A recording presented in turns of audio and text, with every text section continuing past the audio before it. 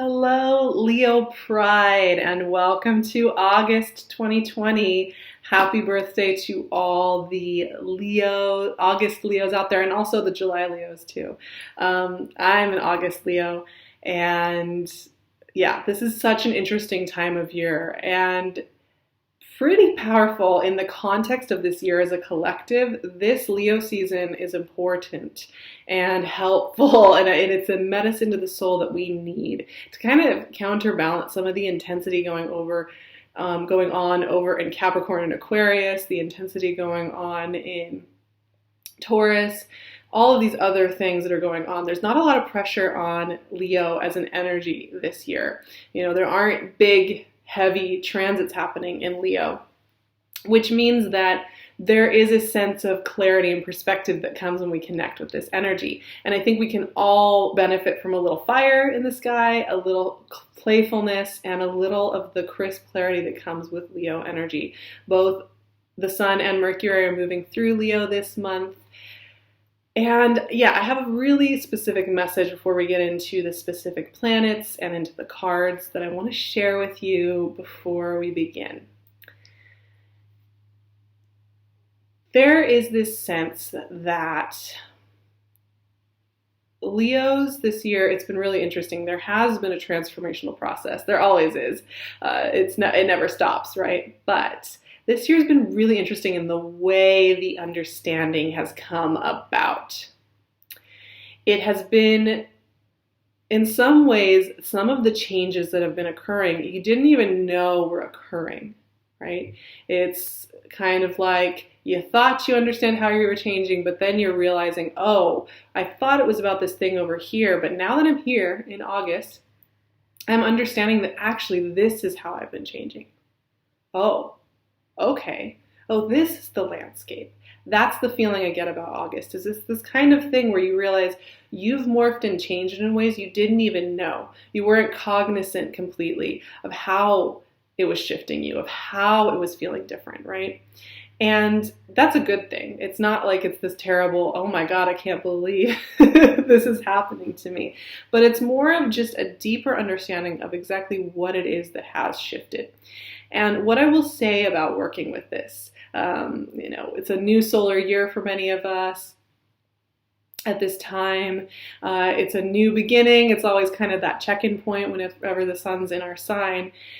It is a time to kind of just look around you, right? Survey the land. And it can feel a little bit like you're floating in space. You're looking at all the new things around you. You're looking at how it's all connecting. You're looking at, who you are now and understanding that you've changed in ways that you hadn't foreseen or written on your 2020 plan for the year.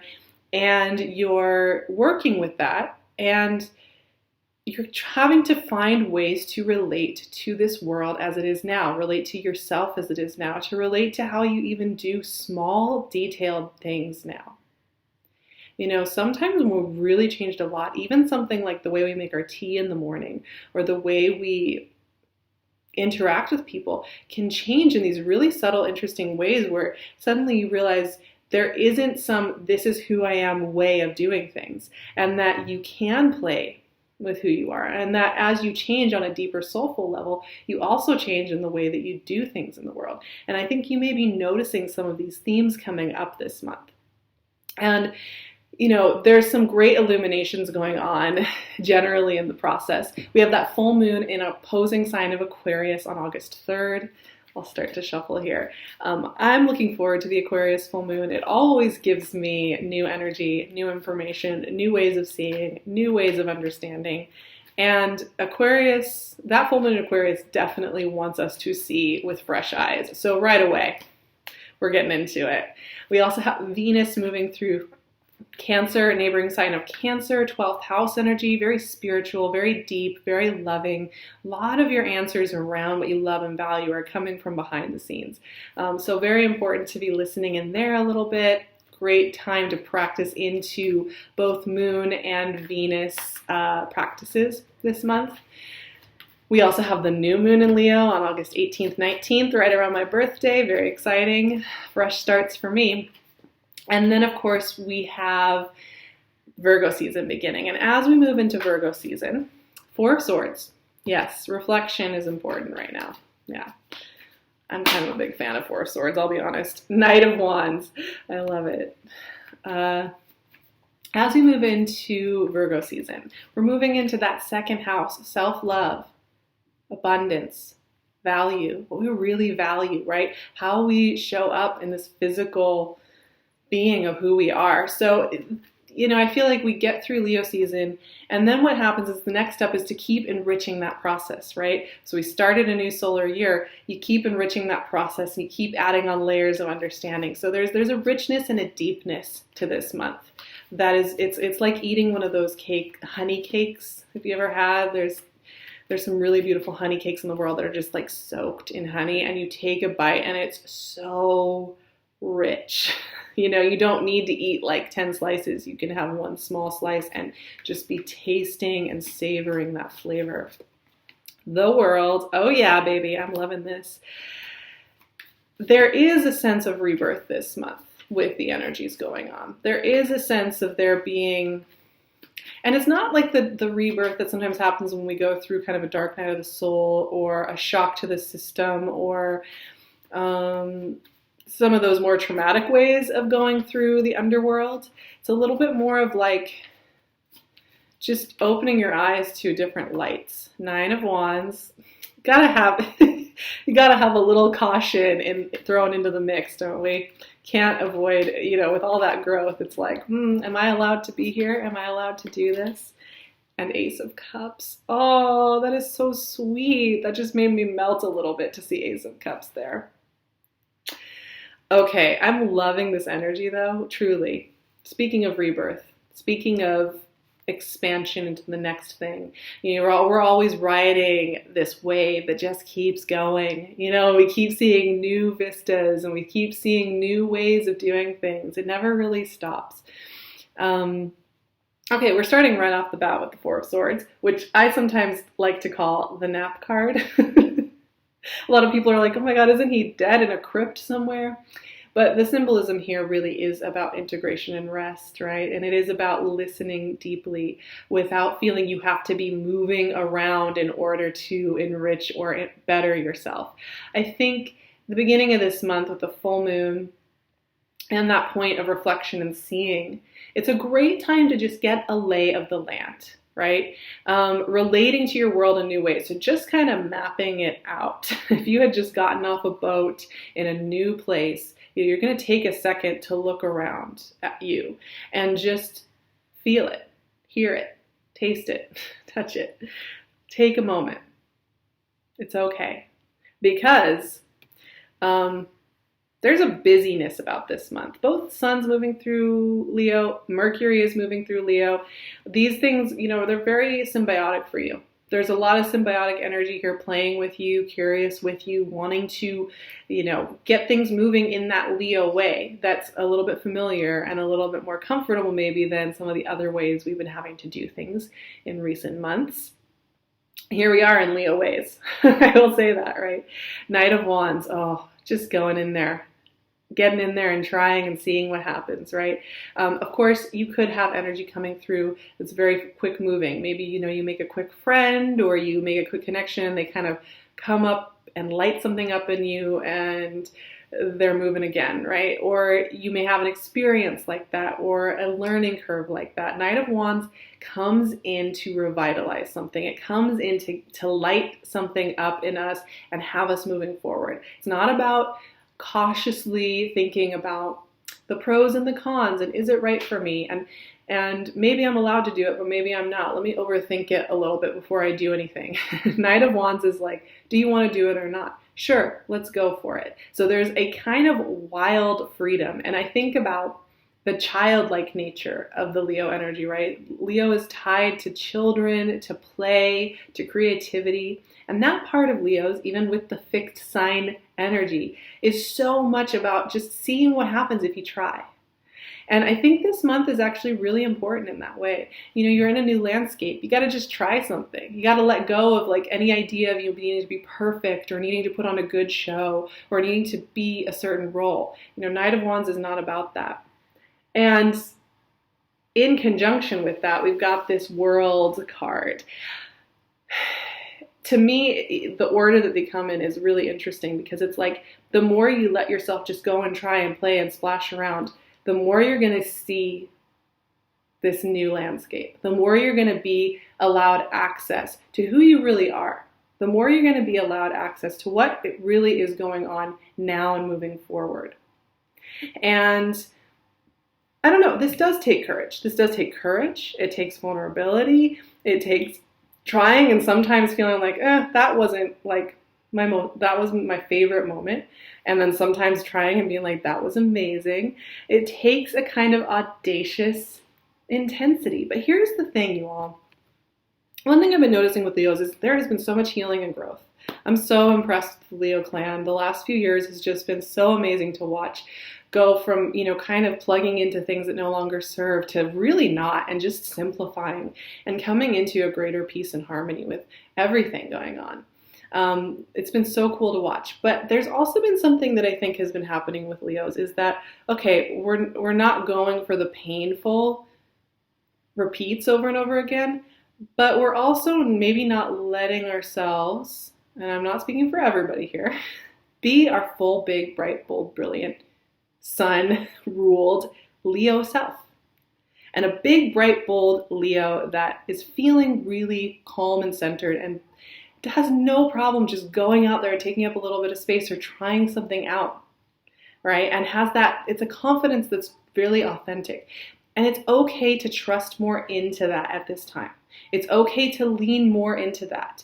You may have leaned more into your repairing side or your recovery side. This month is going to reintroduce you to the part of yourself that is about just trying and seeing what happens and being a little goofy about it. And that's where the Nine of Wands is a message about this kind of world rebirth process, a message about this new landscape, opening yourselves up, because Nine of Wands likes to show up when we're growing. Nine of Wands likes to come in, and this is that voice that says, but what if you fail? What if this really isn't that safe? What if you think you've learned how to set good boundaries and you think you've learned how to tell what's good for you, but maybe you don't. Maybe you're just being foolish. Maybe this is all gonna hurt you. I just want to keep you protected. That's the voice, right? This is the warrior who has seen some things. It's about trauma often. Whatever that looks like from childhood, from the last year, what have you. And what's important whenever this energy comes up is to just recognize that that's what it is. It doesn't actually dictate who we are unless we let it. So with all this growth and all this change, I highly recommend, it's a practice that I'm not taking credit for. It's something that many practitioners have done, and people like Elizabeth Gilbert, what have you, is to write a letter to fear or write a letter to that part of yourself that wants to protect you. Thank it, honor it for what it's trying to do, and let it know that you're okay. It's a great practice to do when you're growing a lot. Because, just look at the poetry here. The World and the Ace of Cups are all around this guy who is just looking for danger, looking for the scary things to protect you, right? And that's what happens when we grow. That's what happens when we change. Now, Ace of Cups is a new beginning, right? This is such rich energy. And I feel really okay about Leos this month. I really feel like this is good. You are going to be so solid this month. Even with such big influxes of energy, such big influxes of understanding about who you are now and what that looks like, and going for it and expanding and letting the sun shine out of you with that golden light, I think you're going to be fine. There is a sense that, I'm getting like full body chills. Wow. That hasn't happened much this month in the reading so far, so that tells me something. There is something going on here. We all are loved and protected and cherished, but sometimes we get these little extra hits from our teams, from the hidden, the unseen source, right? That says, no, we really got you. Right now, this is a time to let yourself move forward. We got you. We got you. And that message, that is not something that was, this is just coming straight through me right now as I'm looking at these cards. We got you. That Ace of Cups is really heralding, it's something so much bigger than August. It's so much bigger than the beginning of Virgo season. It's so much bigger than even 2020. The world and the Ace of Cups are speaking to like a life cycle coming up. We can't really get into this topic today completely. It's something that will come up a lot more at the end of the year. But one thing that's going to start happening in 2021 for Leos is that we're going to start having this Jupiter and Saturn opposition in Aquarius going on all of 2021. And there are certain, if you look this up, a lot of times people will say, oh, well, Saturn opposing you is just going to be awful. You're going to have the hardest time ever. I don't agree with that assessment whatsoever. That's a complete misunderstanding of what Saturn does and what oppositions can do, I think.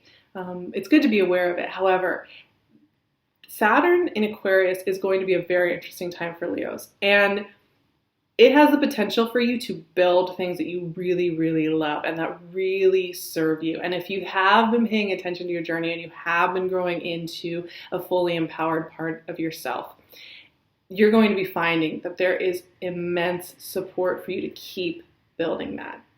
And I'm just getting little signals about this at this time. We are going to be having a Mars retrograde in Aries coming up. I'm going to be going deep into that. Fellow fire sign, we're going to be doing, the fire signs are all going to be doing some healing when it comes to kind of Aries, Martian, Chiron energy coming up. If you're interested in that, we are going to go deep over on my Patreon. I'm really looking forward to doing the work with Mars. I feel like I also need to be doing more work with Mars and healing around there, so I'm excited for us all to be doing it together over there, so I'd love to see you there. You can also find me on my website at sarahverba.com or on my Instagram at sarahverba. All of those places are great places to connect with me. I will leave all of the links below for you. And of course, I'm wearing PinkLune's gorgeous jewelry. She grounds me and helps me just feel calm and loved. So you can check out her Etsy shop below as well. Oh, my Leos, I am so excited. I came into this reading knowing that it was going to be a pretty cool and interesting conversation, but I had no idea that it was going to take me to the place that it's taken me. So, wow. I'm so curious to see how you all do this month. Happy birthday. I love this Pride so much. I'm so grateful to be a part of it. It is the best to be a part of the Leo Pride and to wake up this fire inside of us. I know that I am definitely working on letting myself light up again after really being in more of a watery mode for a while. So I'm excited to do that with you all. I love you. I will talk to you in September and for all of the moon magics ahead.